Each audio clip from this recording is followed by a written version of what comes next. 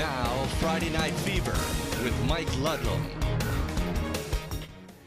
Good evening, everyone. Two rivalries highlight our coverage of boys high school basketball district finals. We'll start in Delta County, where Escanaba made the 10-mile or so trip to Gladstone. We will pick up the action in the third quarter. Christopher Rose drives and scores. Eskimos up 22-21. Then Tyler Hardwick is going to get past the defense, flips that one up and in.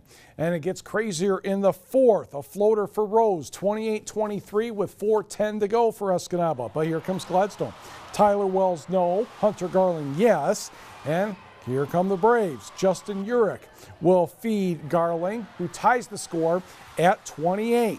Hardwick with another layup coming up here, and Escanaba is back in front. Wells will spin the other way and flips it in. We're tied at 30. Now Gladstone had a chance to win the game, but a turnover will give Escanaba the ball with less than 20 seconds to go. Off the miss. At the buzzer, that's Hardwick with the putback, and Escanaba is your Class B district champion, 32-30. Gladstone will take on Sheboygan Monday night in a regional semifinal, which I believe is going to be at Manistee. Let's go to Class C. Ishpeming and Negaunee fans filled the gym for round 3 of this battle. Negaunee took the first 2. Rob Loy, Jay Laurie. Laurie led all scores with 10.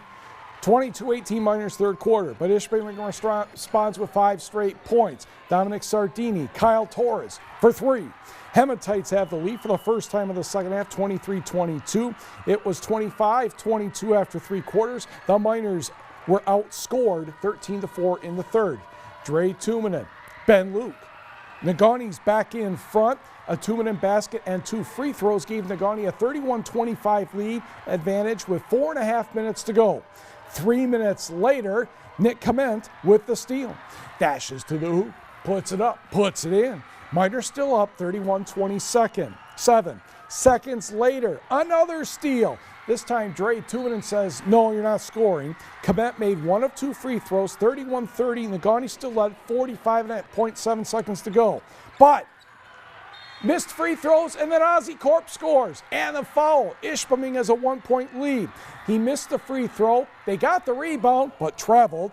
Then the ball went out of bounds. Now it's 7 seconds to go. Here's Dre Tumanen. Tick, tick, tick. And Ozzie Corp says, no, if you're not passing the ball, I'm blocking the shot. He did. That's the ball game. 32-31. Ishpeming upsets Negaunee to win the district title. Corp led Ishpeming with 9 points, 10 rebounds, and yes, 9 blocks. Ishpeming's first district title in 17 years. Ishpeming will face Boyne City in the second semifinal Monday night at Marquette High School. Boyne City beat East Jordan 48-45. Whoo, doggy, let's go to Iron Mountain for another Class C district final between Westwood and the Mountaineers. Pretty close to start the second half. Trevor Burke chucks it to Mitch Messing. He gets it in, and the Patriots are keeping it within single digits. Kyle Johnson, no. Jake Tolman, yes. 17 points and 18 rebounds for Jake. Patriots still keeping it close. Luke Gray for 3. Iron Mountain coach Bucky Johnson, would you guys start playing defense, please? Well, and they did.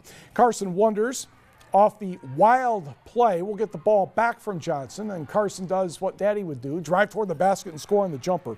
He had 23. Mountaineers win 72-40. Iron Mountain will meet Ironwood Monday night in Marquette in the first Class C regional semi-final. Now let's go to a game in Class D. Munising and Big Bay Denac at Rapid River. Ben Stayswitch doesn't waste any time getting the Mustangs going, flips that one in 2-0. Again, for the orange and black, Colin Immel. Floater, baseline, yes. And Munising starting to take command.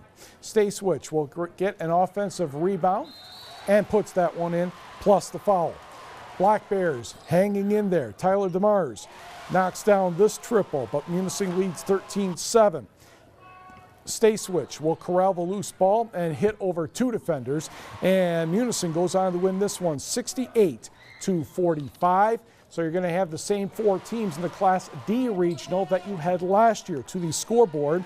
Munising will take on North Central in the first semifinal Monday night at Negaunee High School, the Jets defeated North Dickinson 72-55. Meanwhile, out west, Forest Park cruised past Bessemer 75-42. Lakeland and Hubble, a defensive battle, but prevailed over Jeffers 46-31. So Forest Park and Lake Linden will meet in what I believe would be the second semifinal Monday at Negaunee.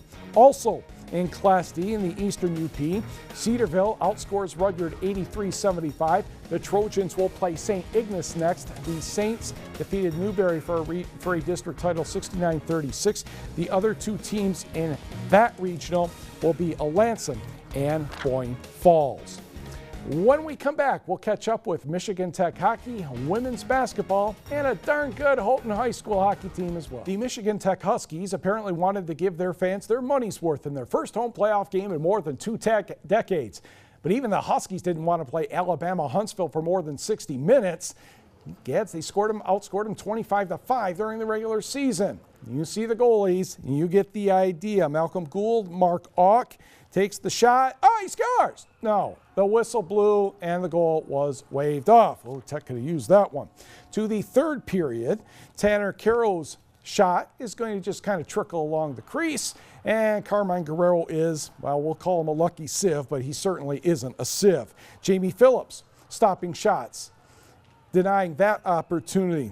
Chargers moving the puck around again. Phillips will get the blocker down, or the pad down, just in time. 66 shots after 2 overtimes Guerrero has saved. Jamie Phillips has only saved 21. It's still scoreless in the third overtime. Gads. Lily's out did go back, and maybe we'll get the goal in time for Saturday night. You never know. The previous longest game in Michigan Tech history was 1979's Great Lakes Invitational Final, when then player Mel Pearson scored in the third overtime to beat Michigan 5-4 in the championship game at Joe Louis Arena. Scoreboard, please. NMU also went to overtime tonight and fell short. Bowling Green, your winner. Tyler Spezia scored with 27 seconds left in the first overtime. 3-2 Falcons. Shane Suth and Luke Eibler scored. Michael Doan had 48 saves for the Wildcats. Also in the WCHA, Minnesota State partied against Lake Superior State 9-2, and Ferris State defeated Bemidji State 4-1, so a road team getting that win. High school hockey. This is a Division III semifinal between Houghton and the Black Sweaters and Flint Powers, and Eric Walter scored that goal already 55 seconds in, 1-0 Gremlins. About 14 minutes later, Jonathan Bostwick to bang Reed Pietola, and the Gremlins are on the board again at 2-0. 2.5 minutes later, good news again for the Orange and Black. Zing! That's Wyatt Liston from Spencer Donnelly, and the Gremlins have a 3-0 lead after 1 period. To the second. Let's keep going, Gremlins. Oh, sure, they were listing quite nicely. Off the face-off, number 16, Jacob Cruz, is going to end up right in front of the net, and he's going to put this one past, and that made it 4-0. Chargers scored early in the third, but Marcus Gloss slammed the door the rest of the way. 21 saves. Houghton excused Flint Powers 4-1. The Gremlins meet Bloomfield Hills, Cranbrook, Kingswood in tomorrow's state final at 2 o'clock. The Cranes blanked Riverview 8-0 in the other semifinal. I guess this is a rematch of the 1979 final between Cranbrook and Houghton. Let's go to basketball. The Midwest Regional, Michigan Tech, the top seed, and host taking on the Cedarville Yellow Jackets of Ohio. Brenna Heisey gets things going for the Huskies. She had 11 points in the first half, 15 total. Yellow Jackets giving Tech a battle. Abby Wolford adds 3. That ties the game at 10. Then came a pouring of threes from the Huskies. Morgan Anderson lines it up and knocks it down.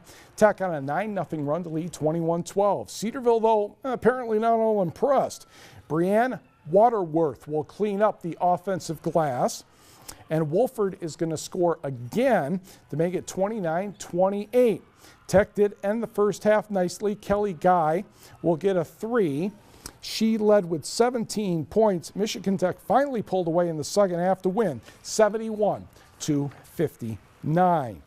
On the scoreboard here, the Huskies will take on Ashland tomorrow as the Eagles beat up on Southern Indiana 81-61. Wayne State bounced Drury 75-61 as Sharita Brown scored 17 points on just 4 shots. Yeah, 7 free throws, but that's okay. She also had 20 rebounds, and Lewis beat Parkside 80-66. Congratulations to Michigan Tech basketball player Ben Stelzer. He has been named the 2015 Daktronics Division II Midwest Region Player of the Year. He's the first person to do that at Michigan Tech, and we will be right back. NMU cross-country skier Frederick Schwenke, a national champion. Good night.